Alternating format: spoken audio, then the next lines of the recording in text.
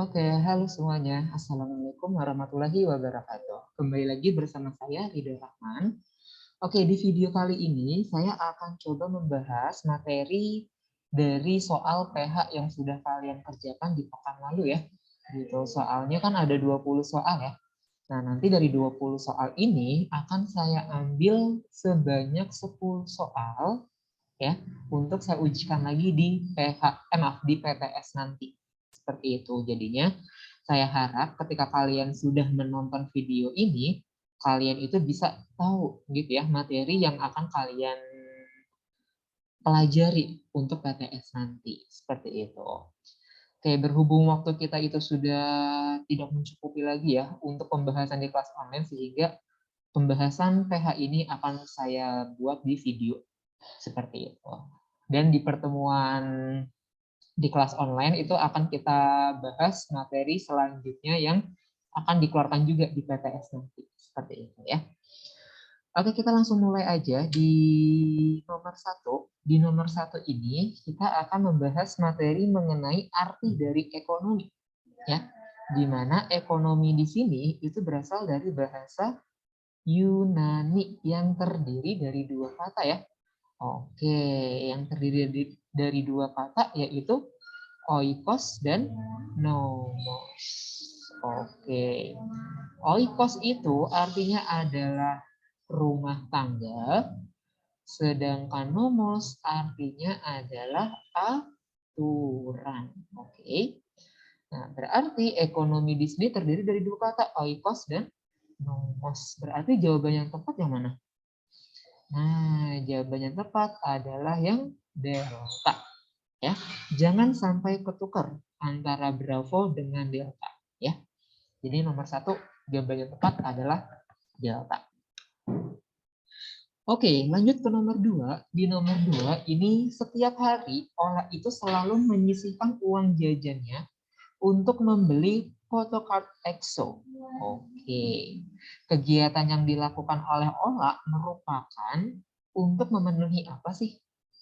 Oke, kalau kalian kan udah mengetahui ya perbedaan antara kebutuhan dengan keinginan. Di mana kalau kebutuhan itu segala sesuatu yang harus dipenuhi ya oleh seseorang untuk keberlangsungan hidupnya. Sedangkan kalau keinginan itu adalah segala sesuatu yang dibutuhkan oleh seseorang tetapi masih bisa dipenuhi di masa yang akan datang. Kayak gitu. Nah, kira-kira kalau misalkan dari photocard EXO di sini, itu termasuk keinginan atau kebutuhan sih?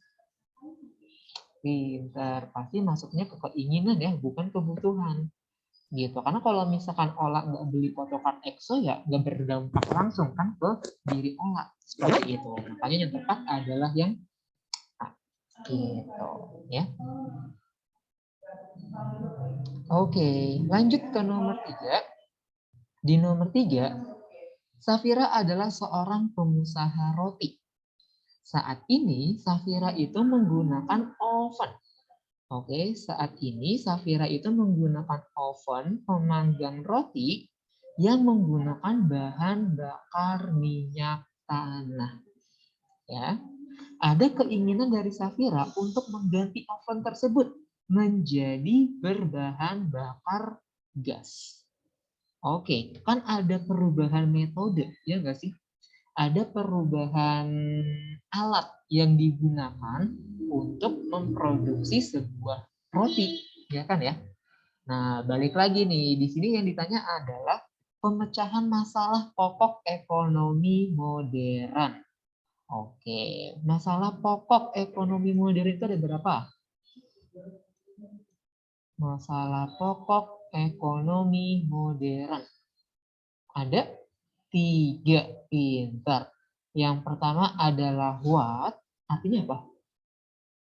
Oke, barang apa dan berapa banyak. Oke. Yang kedua ada how. How itu artinya adalah bagaimana memproduksinya. Bagaimana memproduksinya.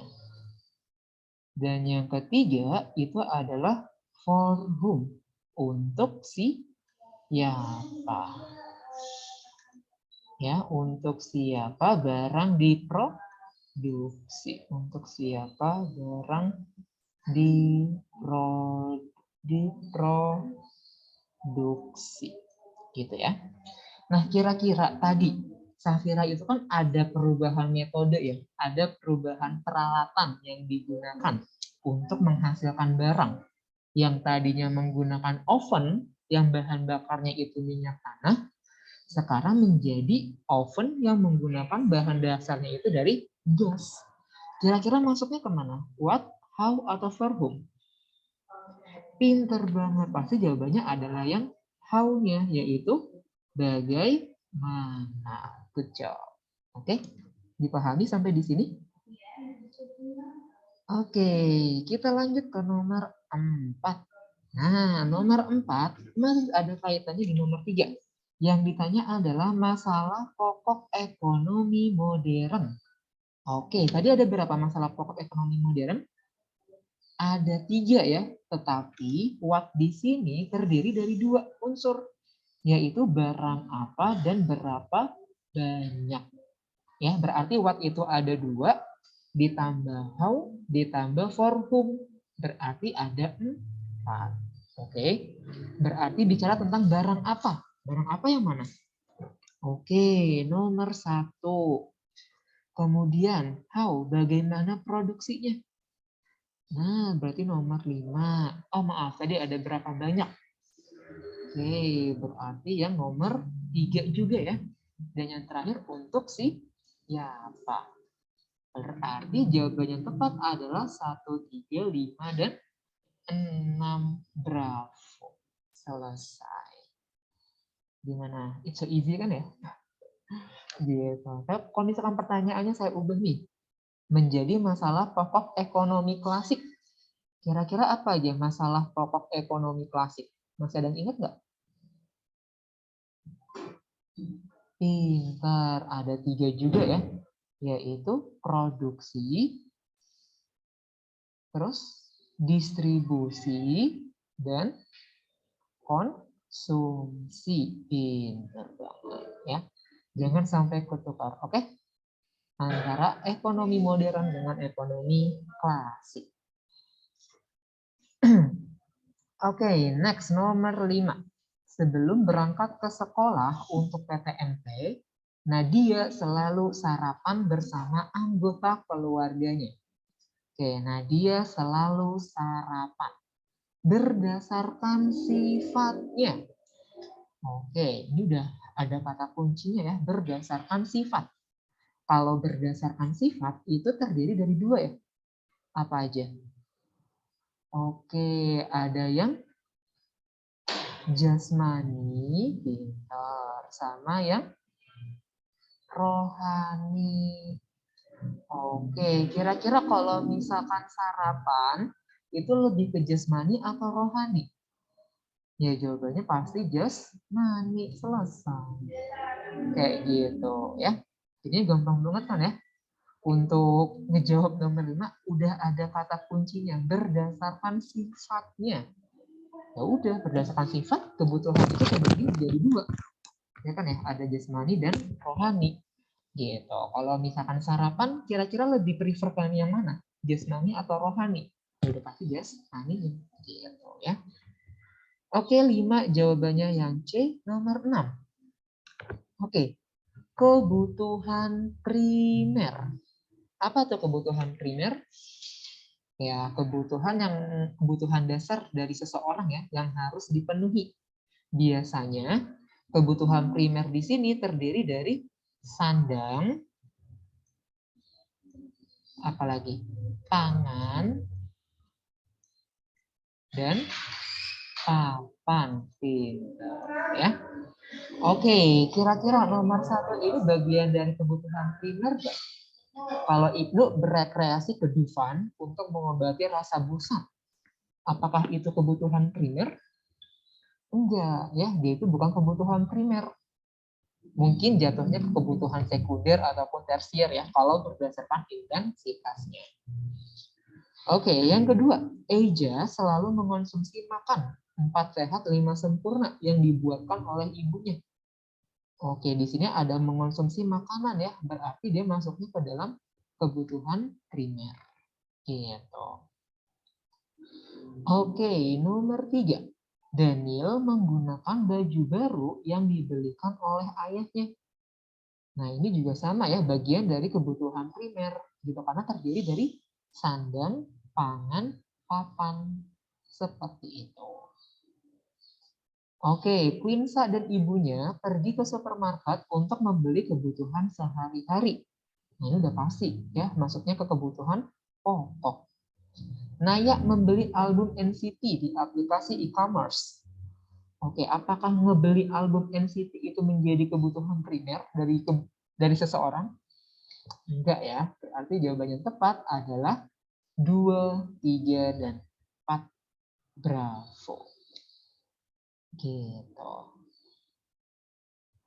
Oke, lanjut nomor 7.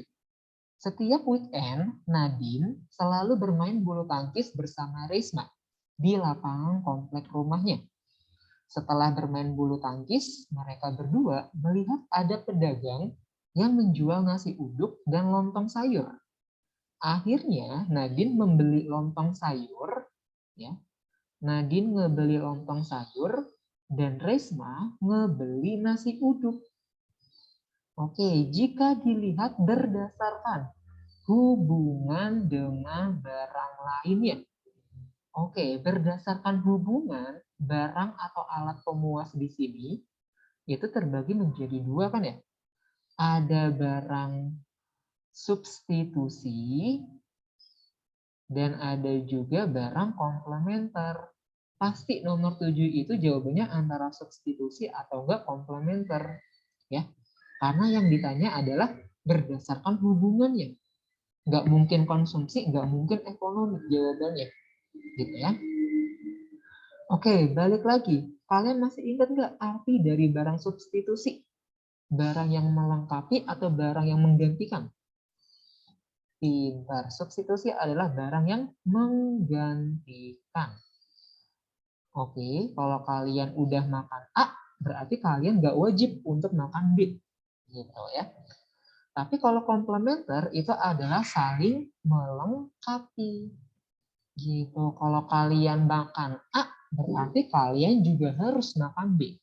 Gitu.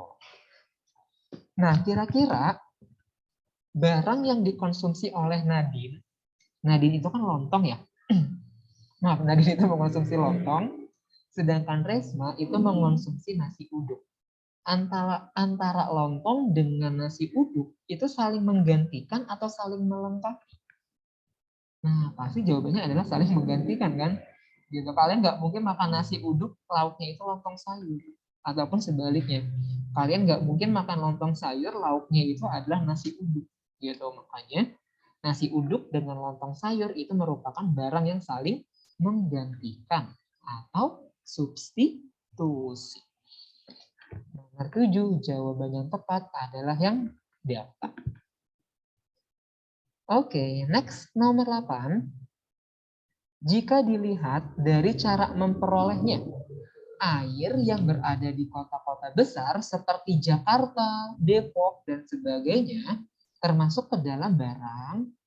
Oke, berdasarkan cara memperolehnya, itu kata kuncinya.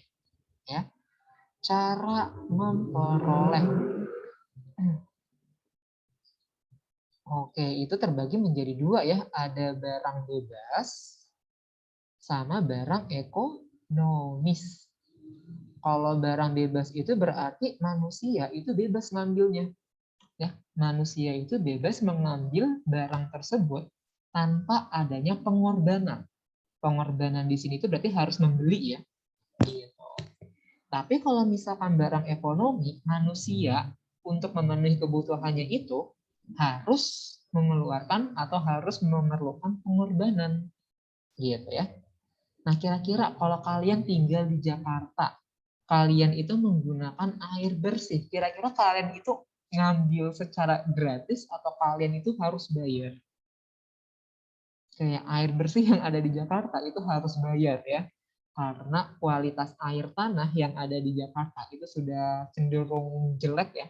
bahkan udah nggak bisa digunakan lagi untuk konsumsi. Mungkin ada beberapa wilayah Jakarta, terutama di Jakarta Selatan ya, itu masih bisa air bersihnya itu air tanahnya itu digunakan untuk kebutuhan sehari-hari. Tapi kalau kita lihat di Jakarta bagian Utara, Jakarta Barat ya, itu kualitas air tanahnya itu udah nggak bagus lagi untuk dikonsumsi karena sudah termasuk ke dalam air payau seperti itu ya.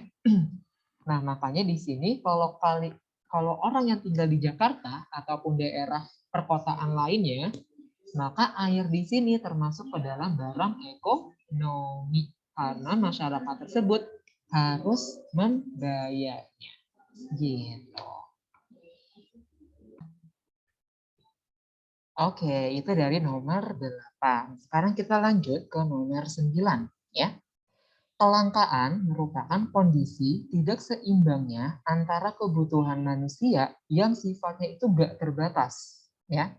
Sedangkan alat pemuas kebutuhan sifatnya itu terbatas, maka terjadilah kelangkaan di sini, ya. Nah, tidak terbatasnya kebutuhan manusia ini dipengaruhi oleh beberapa faktor. Nah, di sini udah dibuatkan ya. Oke, berikut ini yang bukan. Oke, udah ada kata kuncinya nih. Yang bukan faktor penyebab terjadinya kelangkaan adalah, coba kita jawab yang A. Sifat alami manusia yang selalu merasa tidak puas. Kalau sifat manusia yang nggak pernah puas, itu menyebabkan kelangkaan nggak? Menyebabkan kelangkaan, berarti bukan itu jawabannya ya. Oke, kalau yang B, sumber daya yang ada semakin sedikit. Kalau misalkan sumber dayanya itu semakin sedikit, kira-kira memicu terjadinya kelangkaan nggak? Memicu, makanya bukan yang Bravo juga ya. Oke, yang C, terbatasnya kemampuan seseorang untuk mengolah SDA. Kalau kalian itu memiliki keterbatasan, jadinya kelangkaan nggak? Menjadi juga, maka bukan C jawabannya ya. Maka jawaban yang tepat adalah yang delta. Ditemukannya sumber daya yang baru. Oke, kalau ditemukan sumber daya yang baru berarti kan akan menciptakan atau akan meningkatkan kuantitas yang dihasilkan kan? Nah, makanya poin D di sini itu bukan menjadi penyebab terjadinya kelangkaan. Oke. Next, nomor 10. Dari pernyataan tersebut, hal yang menyebabkan terjadinya kelangkaan. Hal yang menyebabkan terjadinya kelangkaan di sebuah wilayah.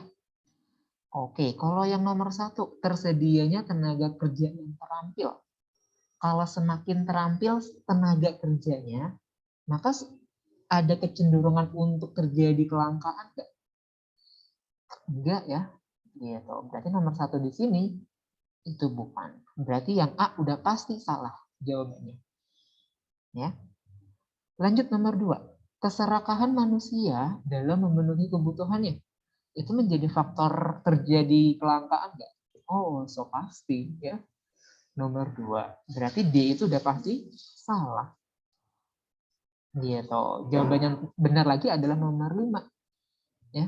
Karena B sama C ada 2, ada 5 juga. Gitu. Tinggal kita lihat 3 dan 4. Oke, kira-kira 3 sama 4 itu lebih condong yang mana sih untuk terjadinya kelangkaan? Oke, mencondong yang ke C-nya ya. Seperti itu. Tentang ipteknya. Perkembangan iptek yang tidak sesuai dengan peningkatan kebutuhan. Gitu. Kebutuhannya meningkat, tetapi ipteknya itu nggak meningkat nih di daerah tersebut. Ya pasti akan terjadi kelangkaan kan? Gitu. Nah, makanya dari 3 atau enggak 4, jawaban yang lebih mendekati ke arah kelangkaannya itu adalah di nomor 4. Oke, berarti dari nomor 10 jawaban yang tepat adalah C, 2, 4, 5. Oke, nomor 11. Ketika seorang konsumen membeli barang dengan harga yang murah. Oke, konsumen itu ngebelinya dengan harga yang murah ya. Oke, tetapi kualitas barang yang ia dapatkan kualitasnya itu tertentu. Masih ada yang ingat nggak? Kalau kalian mengeluarkan biaya minimal, mendapatkan hasil tertentunya. Kira-kira itu termasuk ke dalam apa sih? Pintar, masuknya ke prinsip ekonomi, gitu ya. Ketika kalian mengorbankan dengan biaya terendah, maka kalian akan mendapatkan hasil tertentu. Oke. Tapi kalau kalian mengeluarkan apa namanya? Kalau kalian mau mendapatkan hasil yang maksimal, ya hasil yang maksimal berarti kalian itu harus mengeluarkan biaya tertentunya di sini. Yeah. Ya. Dari nomor 11 jawabannya tepat adalah yang A. Gitu. Oke, nomor 12. Dari pernyataan tersebut yang termasuk ke dalam prinsip ekonomi ditunjukkan oleh nomor. Oke, balik lagi ke yang tadi ya, prinsip ekonomi. Berarti ketika kita mau mengeluarkan dengan biaya terendah, kita akan mendapatkan hasil tertentu. Tapi kalau kita mau mendapatkan hasil yang maksimal, maka kita harus mengeluarkan biaya tertentunya. Ya. Oke, kira-kira nomor 1, Yasmin menawar barang yang ia beli saat belanja. Itu bagian dari prinsip ekonomi nggak? Termasuk, ya. Kalau kalian menawar, itu kan jatuhnya ke harga yang lebih murah kan ya? Nah, tetapi harga yang lebih murah di sini itu akan didapatkan dari kualitas tertentunya di sini. Gitu. Tapi dari nomor 1, benar. Oke. Berarti nomor 2 juga benar ya. C sama D udah pasti salah. Oke, 3 sama 4 kira-kira lebih condongan ke yang mana? Kalau 3 itu Jaki mendapatkan undian hadiah dari salah satu kegiatan di sekolahnya. Atau enggak nomor 4, para petani di daerah rumah Fadli memanfaatkan limbah untuk pupuk. Kira-kira yang masuk ke prinsip ekonomi yang mana? Pinter, jawabannya yang Fadli ya. Petani di daerah rumahnya Fadli, dia itu menggunakan atau memanfaatkan limbah untuk pupuk. Gitu ya. Limbah di sini berarti bisa limbah yang dihasilkan dari makhluk hidup ataupun non makhluk hidup ya. Gitu. Kalau misalkan kalian melihat di Upin Ipin, itu kan ada pupuk yang berasal dari apa sih kotoran hewan ya. Gitu. Nah, itu kan bisa dijadikan pupuk juga. Nah, makanya itu masuknya ke poin yang keempatnya. Oke, lanjut nomor 13. Ketika setelah PTMT, Rehan dan Faros berencana untuk membeli boba di samping sekolah. Berencana. Kalau berencana udah terjadi atau belum terjadi? Belum. Berarti kalau belum terjadi masuknya ke apa? Pinter, masuknya adalah ke motif ekonomi. Karena masih merencanakan ya. Kecuali kalau dia itu sudah melakukan pembelian boba. Nah, kalau udah ngebeli boba, berarti masuknya adalah ke C-nya, kegiatan ekonomi. Oke. Next, nomor 14. Dorongan yang menyebabkan manusia melakukan tindakan ekonomi tetapi tidak memperhitungkan. Nih kata kuncinya. Tidak memperhitungkan keuntungan dan kerugian. Kira-kira itu motif apa sih? Pinter, maksudnya ke motif non-ekonomi. Ya. Karena kalau motif ekonomi, ya itu pasti bicara tentang untung atau enggak rugi. Gitu ya. Kira-kira kalau saya beli pulpen Sarasa, kira-kira saya untung nggak ya? Gitu. Karena semua pulpen kan ya sama pada tujuannya ya untuk menulis gitu. Tapi kalian bisa memperhitungkan untung atau rugi kalau ketika kalian membeli sebuah pulpen yang harganya lebih mahal gitu. Tapi kalau motif non ekonomi di sini itu contohnya seperti kalian itu berniat untuk membantu teman kalian yang sedang kesulitan. Nah, itu masuknya ke motif non ekonomi. Karena kalian itu ada dorongan untuk melakukan kegiatan ekonomi yang tetapi nggak membicarakan tentang untung dan rugi. Gitu. Oke, next nomor 15. sebelum adanya pandemi COVID-19, sedikit orang yang menggunakan masker ketika berpergian. Benar ya? Oke, tetapi ketika terjadi pandemi, masyarakat itu harus diwajibkan menggunakan masker ketika berpergian. Oke, kira-kira masker pada saat ini memiliki nilai guna apa sih? Place, form, time, atau ownership? Pinter, jawabannya adalah time utility. Kejam. Gampang kan ya sampai nomor 15? Oke, next nomor 16. Dari gambar yang ada di samping ya, yang termasuk peranan iptek di bidang produksi. Kira-kira gambar 1, 2, 3, atau 4 sih yang termasuk ke dalam bidang produksi? Ya udah jelas banget ya nomor 1. Karena ini untuk menjahit pakaian. Biasanya kalau penjahit di sini itu sebagai produsen ya. Makanya yang lebih tepat iptek di bidang produksi itu adanya di nomor 1. Oke, next nomor 17. Setelah pulang sekolah, Panji membantu orang tuanya yang berjualan sembako di rumahnya. Oke, jangan sampai terkecoh dengan berjualannya ya. Gitu. Pada hakikatnya, seseorang ketika dia ngebuka warung di rumahnya ya, warung kelontong, dia itu bukan sebagai produsen. Ya. Dia itu sebagai distributor. Gitu ya. Karena kita kan udah belajar tentang saluran distribusi kan ya, di mana dari produsen ada yang langsung ke konsumen. Berarti dari produsen itu mengolah bahannya langsung dijual ke konsumen. Contohnya itu kayak pedagang makanan, ya kan ya. Kalau kalian ngebelinya langsung di tempat tanpa nge-order di aplikasi, maka kalian termasuk ke dalam distribusi langsungnya.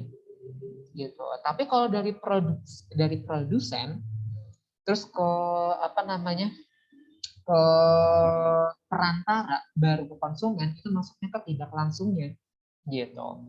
Nah di sini Panji itu sebagai perantara ya. Misalkan Panji ngejual beras, apakah Panji di sini sebagai petani? Kan enggak gitu ya. Makanya di sini Panji itu sebagai distributor atau kegiatannya itu disebut sebagai distribusi ya.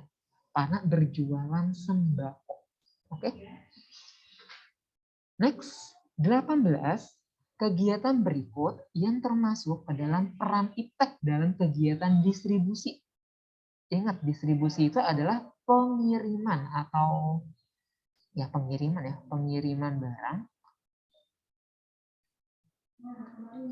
dari produsen ke konsumen.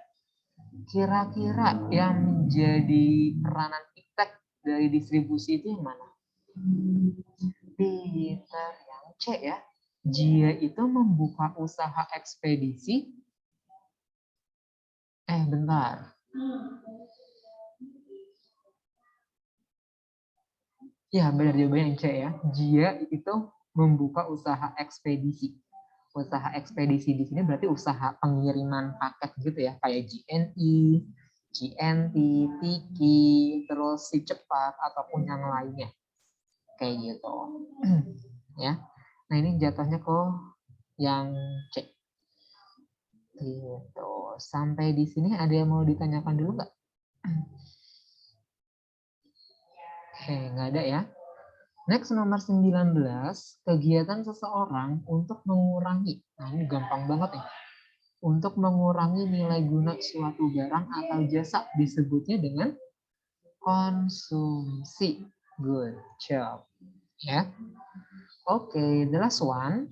Kegiatan berikut yang termasuk ke dalam peran iptek dalam bidang konsumsi.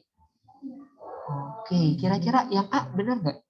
Sabria mengecek keberadaan barang yang dikirim dari orang tuanya di Depok melalui aplikasi ekspedisi tersebut.